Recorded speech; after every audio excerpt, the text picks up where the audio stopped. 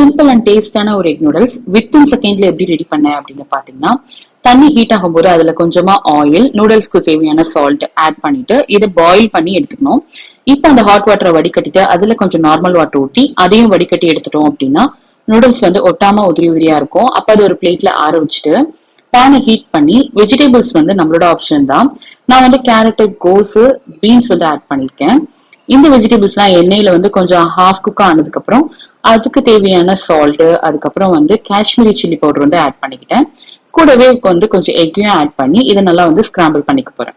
எக்கோட சேர்த்து வெஜிடபிள்ஸ் எல்லாம் வந்து நல்லா குக் ஆயிடுச்சு. இப்ப வந்து பிளேவருக்காக கொஞ்சமா வந்து சோயா சாஸ் ஆட் பண்ணிக்கிறேன். அதுக்கப்புறம் நம்ம வந்து வேக வச்சு எடுத்த நூடுல்ஸ் இதோட ஆட் பண்ணி நல்ல நூடுல்ஸ் எல்லாம் உடையாத அளவுக்கு மிக்ஸ் பண்ணி எடுத்தோம் அப்படின்னா சூப்பரான எக் வெஜிடபிள் நூடுல்ஸ் வந்து வித்தின் செகண்ட்ல ரெடி ஆயிடுச்சு.